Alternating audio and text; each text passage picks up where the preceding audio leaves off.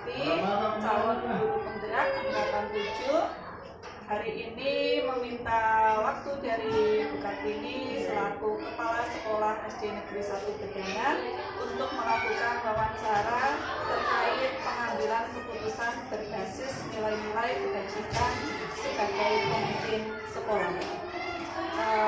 Sebelumnya saya ingin berterima kasih kepada Bu Kartini karena sudah meluangkan waktunya dan memberikan saya kesempatan untuk bincang-bincang hari ini. Ada 8 pertanyaan, Bu. Ya, silahkan ya. Terima kasih. Untuk pertanyaan yang pertama, saya ingin menanyakan kepada Bu Kartini dalam mengidentifikasi kasus-kasus yang merupakan dilema etika atau kasus ini menjadi sebuah rujukan moral seperti itu. Ya, terima kasih untuk yang guru ditanyakan. Itu permasalahannya berarti masuk etika, dilema etika. Itu memang benar, Bu. Itu masuk dilema etika. Ketika permasalahan itu muncul, maka saya mengenali dulu nilai-nilai yang saling berkaitan dengan itu, dikenali dulu. Yang pertama harus apa permasalahannya, kemudian yang kedua siapa sih yang terlibat, 1 orang apa 2 orang. Setelah itu nanti bagaimana cari data-datanya atau bukti yang ada nanti dicari dulu, kemudian nanti selesaikan dengan jalan sesuai dengan apa kebijakan dari saya sendiri sebagai kepala sekolah. Berarti dalam pengambilan keputusan itu harus diidentifikasi dulu, kemudian nanti cari siapa yang terlibat, buktinya itu seperti apa, kemudian setelah ditemukannya bukti baru diselesaikan, diputuskan seperti itu. Untuk kasus-kasus itu sendiri, Bu, misalkan dalam dilema etika yang belakangan ini itu terjadi di sekolahan Bu Kartini itu seperti apa? Ya, misalnya kita ambil contoh saja, misalnya ada siswa yang katakan minta uang pada yang lain, atau bahasa yang kurang pas itu malaki. Itu kadang kan siswa seperti itu, kurang dari uang saku orang tua misalnya diberikan kepada anak, itu merasa kurang atau bagaimana, bahkan sudah memberi banyak tapi anak merasa kurang. Akhirnya apa? Di sekolahan itu terjadi anak itu secara paksa meminta pada orang lain atau teman yang lain, kemudian hal tersebut sampai kami mendengar, maka masalah itu langsung saya selesaikan dengan cara kedua belah pihak itu didatangkan atau diundang ke kantor beserta saksi yang ada, karena kebenaran itu kalau hanya dari 2 pihak itu bagi saya kurang memuaskan. Itu seperti itu. Berarti kurang kuat begitu? Iya, kurang kuat. Untuk pertanyaan selanjutnya, Bu, langkah-langkah atau prosedur yang seperti apa yang biasanya Bu Kartini itu lakukan selama ini? Prosedur yang saya lakukan, yang pertama saya biasa diidentifikasi dulu. Diidentifikasi. Jangan kita memutuskan masalah, jangan langsung kamu salah, jangan diidentifikasi dulu. Kemudian setelah identifikasi sudah clear, siapa sih yang terlibat? Siapa yang terlibat? Kemudian saya langsung selesaikan dengan secara matang, dengan kepala dingin, sehingga nanti hasilnya itu sudah benar-benar matang diselesaikan. Seperti itu. Jawaban dari Bu Kartini itu membuat saya itu berpikir nantinya akan seperti apa jika saya itu menghadapi sebuah masalah. Berarti ada proses berpikir matangnya di situ. Untuk pertanyaan yang selanjutnya, hal-hal apa saja yang selama ini Ibu anggap bahwa hal itu sudah efektif dalam pengambilan keputusan? tersebut itu jika sudah efektif menurut saya itu ketika yang terlibat atau yang bersangkutan kedua belah pihak dan saksinya itu sudah merasa benar-benar jujur, kita katakan jujur. Sekali dua kali mungkin anak belum jujur. Nah, nanti setelah cara kita menyampaikan atau cara kita bertanya itu mungkin bagi anak itu yang menanyakan itu lembut dan merasa kita harus jujur, maka kami anggap bahwa masalah itu sudah selesai atau sudah bisa diselesaikan. Itu kalau saya menghadapi seperti itu. Baik. Kemudian untuk pertanyaan yang selanjutnya, hal-hal apa saja yang selama ini merupakan tantangan bagi Bu Kartini dalam pengambilan keputusan? Saya kalau memutuskan sesuatu hal itu sepertinya seperti ini, menentukan dulu permasalahannya. Apa sih permasalahannya? Jika permasalahan itu dianggap enteng, maka insya Allah cepat selesai. Kemudian yang berikutnya, siapa saja yang terlibat di dalamnya, dalam itu yang membuat masalah tersebut, siapa saja kita tetap diundang. Kita jangan mencari jawaban yang jare-jare, katanya, tapi yang terlibat langsung kita undang. Dengan cara dirangkul. Kita ibaratnya jangan, misalnya saya jadi pemimpin terus dia itu anak buah atau muridnya, kita ajak bahwa kita teman. Nah, kalau seperti itu kan nanti masalah akan enak, jadi enak dirasakan oleh yang punya masalah, baik yang punya masalah maupun yang jadi temannya atau saksinya. Itu seperti itu. Anak akan merasa lebih terbuka, begitu. Kemudian masalahnya juga akan lebih cepat terselesaikan. Ya, betul. Ya. Nah, selanjutnya, apakah Bu Kartini itu sudah memiliki sebuah jadwal khusus, misalkan jadwal tertentu dalam sebuah penyelesaian kasus, ada tempat khusus untuk penyelesaian, kemudian apakah memiliki sebuah jadwal khusus, jadwal tertentu untuk menyelesaikannya, kemudian bentuknya itu seperti apa dan prosedurnya itu seperti apa? Kalau saya sendiri tidak punya jadwal khusus, Bu. Saya tidak mempunyai jadwal khusus untuk mendatangkan orang lain untuk datang ke sekolah. Tapi karena apa, Bu? Masalah itu datang tidak terjadwal. Masalah itu datang dengan tiba-tiba. Ketika masalah itu datang, jangan ditunda. Kita tidak boleh menunda masalah sehingga nanti masalahnya jadi numpuk-numpuk. Nah, ketika menyelesaikan kita akan pusing sendiri karena terlalu banyak, sehingga sekali ada masalah selesaikan. Selesaikan. Ketika ada masalah diselesaikan, jika bentuknya ringan maka akan saya selesaikan sendiri. Tapi kalau masalah itu terlalu berat, maka saya melibatkan rekan-rekan guru. Bahkan saya melibatkan komite sekolah. Bisa juga ditambah tokoh masyarakat. Gitu. Nah, adapun tempatnya memang saya tidak mengambil tempat yang rahasia atau yang khususan itu tidak. Kita ambil saja di ruang tamu yang ada di SD Berdana 1, nah, sehingga kita fresh. Tapi ketika dimasukkan ke ruangan khusus, barangkali itu anak akan sanggung. Saya kok dimasukkan di sini mau diapakan?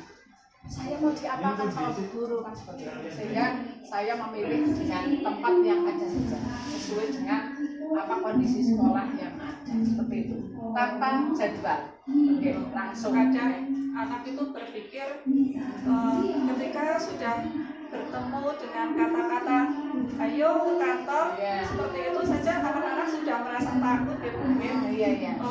Ini mau diapakan saya, apakah saya melakukan kesalahan atau apa seperti itu. Jadi kadang kita memang membutuhkan tempat yang benar-benar santai, kemudian Iya. anak itu nanti bisa terbuka seperti itu.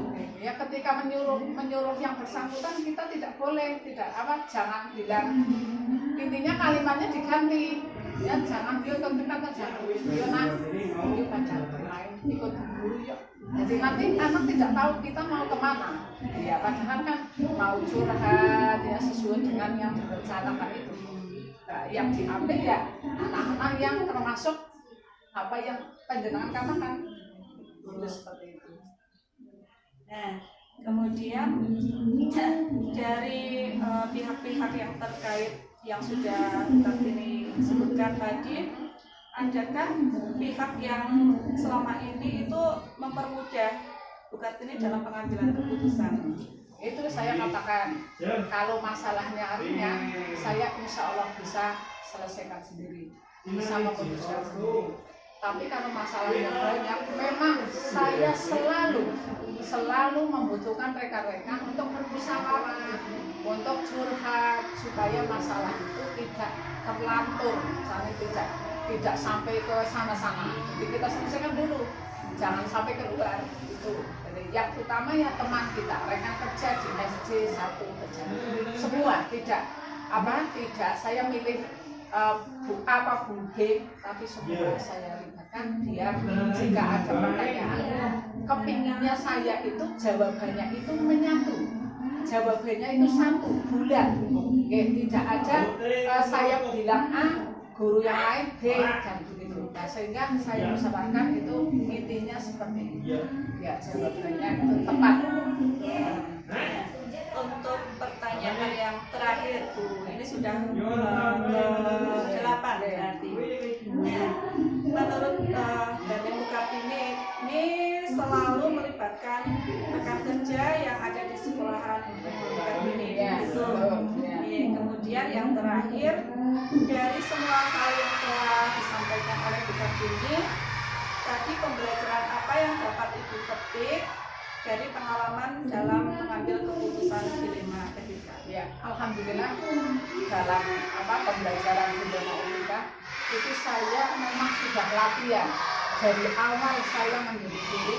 Saya ingin dan saya sudah memutuskan bahwa saya harus bijaksana. Saya memutuskan suatu masalah itu memang bijaksana. Jangan sampai merugikan orang lain, merugikan guru yang lain, dan merugikan siswa yang lain atau siswa. Saya selalu bijaksana dalam mengambil keputusan, karena dalam mengambil keputusan itu saya tidak terburu-buru, harus berpikir panjang dengan kepala dingin, dengan hati yang sabar dan melibatkan orang lain, sehingga nanti muncul jawaban atau hasil yang memuaskan dari semua pihak. Itu seperti itu. 8 pertanyaan sudah saya sampaikan, dan alhamdulillah dari 8 pertanyaan ini sudah terjawab oleh Bu Kartini dengan menurut saya ini adalah jawaban yang sangat memuaskan bagi saya. Saya merasa saya menjadi berpikir untuk bagaimana sih dalam mengambil sebuah keputusan nantinya jika dihadapkan dengan kasus-kasus yang mungkin dari hal yang ringan sampai menemukan kasus yang sangat rumit begitu. Jadi saya mendapatkan gambaran yang sangat luar biasa dari pengalaman Bu Kartini selaku kepala sekolah. Saya berusaha nanti juga ingin menjadi sosok yang bijaksana dan kemudian lebih matang. Terima kasih atas waktunya Bu Kartini, sudah memberikan kesempatan untuk saya melakukan wawancara. Bila nanti saya membutuhkan bimbingan dari Bu Kartini atau mungkin sekedar saya ingin curah ingin sharing dengan Bu Kartini, saya mengharap kesediaan waktunya dari Bu Kartini untuk saya. Ya, dan saya juga mohon maaf karena jawaban yang sudah saya sampaikan itu adalah hanya keluar dari benak saya, dan itu hanya sekedar kemampuan saya. Jika kurang memuaskan, nanti bisa mencari sumber-sumber yang lain sehingga bisa pelengkap Bu Ruli dalam laporan guru sebagai guru penggerak. Kemudian yang berikutnya, insya Allah saya siap jika panjenengan mungkin ada sedikit tambahan atau sedikit sharing, itu bahkan memang seperti itu, kita memang harus sharing. Karena apa Bu? Manusia itu tidak ada yang bisa hidup sendiri. Kita sebagai manusia itu masuk manusia individu dan sosial, sehingga kedua-duanya dipakai. Walaupun kita mampu sekali, tapi tetap orang lain dilibatkan. Makanya saya insya Allah selagi saya tidak keluar untuk tugas luar, itu insya Allah akan siap sebagai teman sharing guru. Mungkin itu jawaban yang saya sampaikan. Minta maaf sekali itu. Sama-sama Bu, saya juga minta maaf dan saya mengucapkan terima kasih atas kesempatan wawancara kali ini. Saya akhiri. Assalamualaikum warahmatullahi wabarakatuh. Waalaikumsalam warahmatullahi wabarakatuh. Terima kasih Kak. Sama-sama.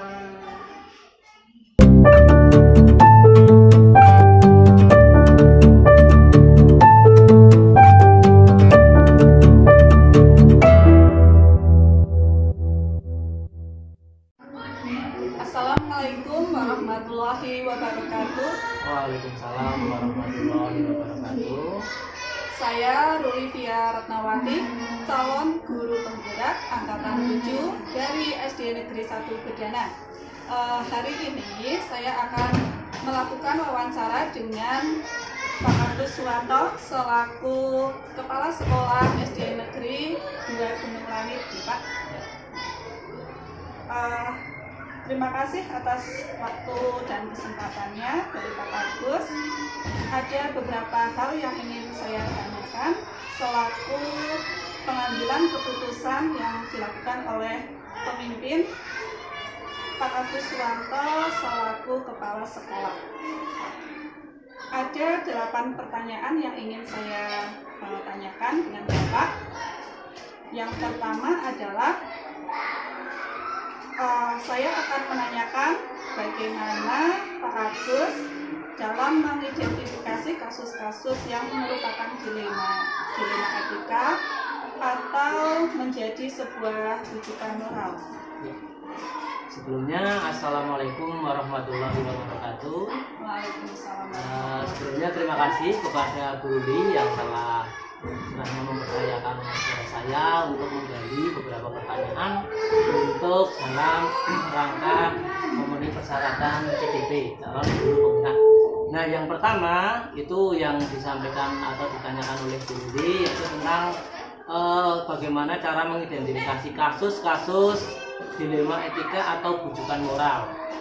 Sebelumnya, dilema etika itu benar lawan benar. Kalau bujukan moral itu adalah benar lawan salah. Dimana untuk mengidentifikasi ini, saya sebagai kepala sekolah itu bisa melihat dari kegiatan atau aktivitas anak-anak dalam kegiatannya di sekolahan. Kalau dengan guru-guru atau teman-teman rekan kerja itu juga sama dalam aktivitas kegiatan sehari-hari dalam proses kegiatan pembelajaran. Mungkin untuk yang bisa saya sampaikan yang pertama itu adalah seperti itu. Baik, terima kasih Pak Agus.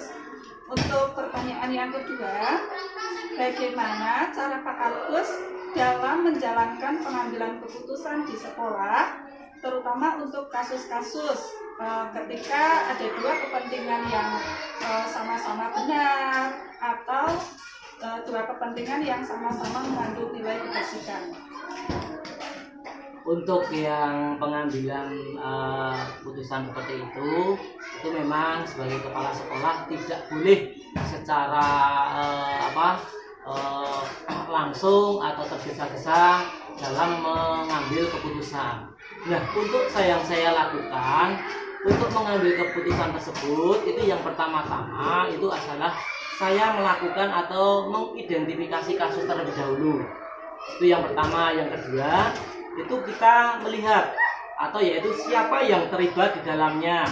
Yang ketiga atau yang terakhir itu kita atau yang saya lakukan adalah menimbang seberapa besar atau seberapa matang dalam kegiatan atau permasalahan tersebut. Jadi dalam proses pengambilan keputusan tidak boleh tergesa-gesa. Tidak boleh secara tergesa-gesa atau dengan istilahnya itu tanpa pertimbangan atau berpikir panjang. Jadi harus ada proses identifikasi, Kita harus kemudian melihat dari ke belakang dulu. iya, lihat siapa yang terlibat, kemudian ada dipikirkan secara matang, begitu Pak. Cara garisnya adalah seperti itu. Ya, terima kasih. Kemudian pertanyaan yang ketiga yaitu langkah atau prosedur seperti apa yang biasa Pak Agus itu lakukan? Oh ya, nah ini berkaitan dengan yang nomor 2 tadi. Langkah-langkah kita atau prosedur yang saya lakukan itu yang pertama itu adalah menentukan penyebab permasalahan tersebut.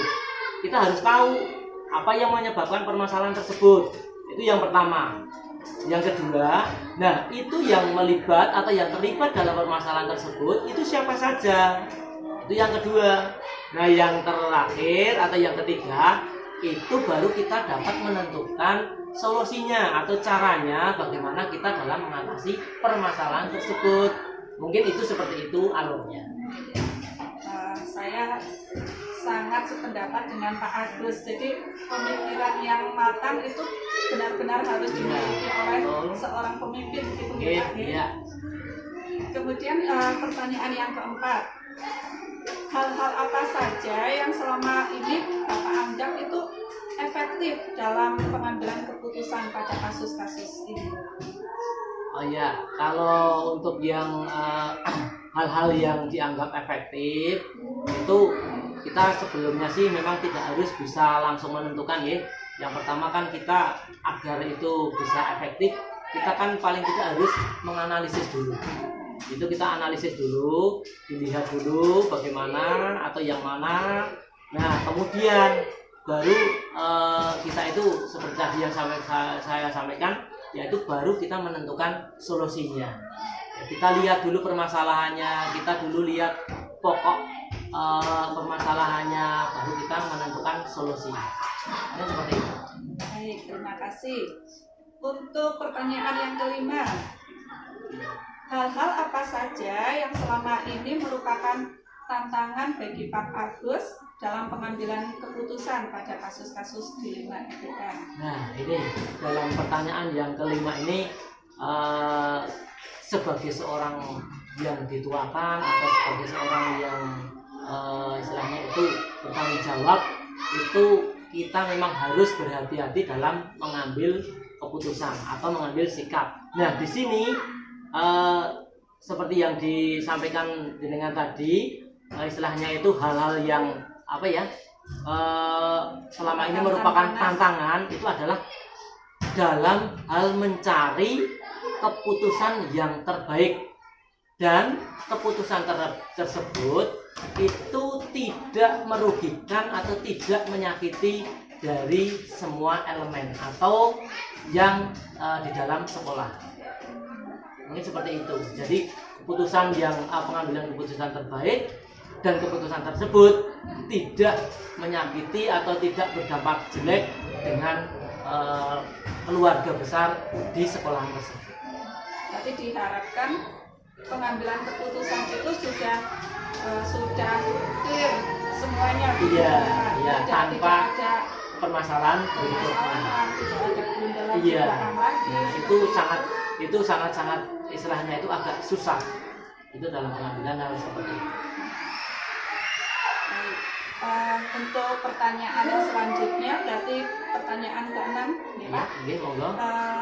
Apakah Pak Agus memiliki sebuah jadwal tertentu dalam sebuah penyelesaian kasus dilema etika? Apakah langsung menyelesaikan di tempat atau memiliki sebuah jadwal untuk menyelesaikannya? Kemudian bentuk atau prosedurnya itu seperti apa yang dijalankan? Iya. Ini akan saya berusaha menjawabnya tadi. Nah, yang ditanyakan itu kalau yang saya alami atau yang saya lakukan itu dalam kegiatan pembelajaran atau kegiatan dalam saya menjabat atau sebagai kepala sekolah itu saya mempunyai jadwal dalam 1 bulan. Nah, nanti ada waktu-waktu tertentu itu kalau misalnya ada permasalahan, nah itu kalau permasalahannya itu tidak berat, itu akan langsung saya sampaikan di situ. Nah, jadi langsung akan saya putuskan. Nah, tapi kalau misalnya permasalahannya agak berat, nah ini akan saya adakan suatu bentuk yang lebih formal lagi, yaitu dengan musyawarah. Itu jadi yang pertama, kalau masalahnya itu tidak terlalu berat, itu biasanya saya akan langsung ajak misalnya berbicara langsung dengan yang bersangkutan atau mungkin dengan secara bersama-sama, tapi hanya lingkup di sekolah saja. Tapi kalau permasalahannya besar, mungkin itu perlu pertimbangan, mungkin akan saya bisa mendatangkan misalnya seorang pengawas atau yang lain, mungkin seperti itu. Berarti dari pernyataan Pak Agus tadi sudah ada faktor-faktor pendukungnya seperti itu. Iya. Kemudian seseorang atau faktor yang selama ini itu lebih mempermudah atau membantu Pak Agus dalam pengambilan keputusan selain misal pengawas itu siapa? Karena karena permasalahan di sekolahan itu biasanya saya ya untuk memudahkan itu dan juga menjaga istilahnya itu keharmonisan, kerahasiaan dan sebagainya, ya saya paling tidak itu musyawarahkan itu dengan intern di rekan-rekan guru yang ada di sekolahan terlebih dahulu. Baik, kemudian nih sudah berada di pertanyaan terakhir Pak. Ya, pertanyaan terakhir dari saya yaitu berarti selama ini Pak Agus sudah melibatkan rekan kerja atau guru yang ada di sekolahan, begitu? Iya, sudah. Kemudian yang terakhir, dari semua hal yang telah disampaikan Pak Agus, pembelajaran apa yang dapat Pak Agus petik dari pengalaman dalam pengambilan keputusan? Ya mungkin dari semua yang ditanyakan tadi itu mengambil makna itu untuk diri saya sendiri itu pada intinya adalah semoga saja itu saya lebih bijaksana dalam menyelesaikan suatu permasalahan sehingga ketika didapat istilahnya itu tetap menjadikan keharmonisan dalam lingkungan sekolah tersebut. Ya. Berarti kesimpulan dari pernyataan Pak Agus ini adalah bagaimana ketika kita menghadapi sebuah masalah kemudian kita harus mengambil sebuah keputusan, kita harus mengidentifikasi, kemudian mencari siapa saja yang terlibat, menganalisis, kemudian setelah itu mengambil keputusan dengan cara yang secara bijak dan lebih matang begitu ya Pak. 8 pertanyaan untuk wawancara hari ini sudah saya dapatkan, sudah terjawab semua. Alhamdulillah Pak Agus sudah memberikan saya itu kesempatan untuk melakukan wawancara ini, sudah memberikan saya pengalaman untuk bagaimana sih sebenarnya cara pengambilan keputusan yang baik itu seperti apa.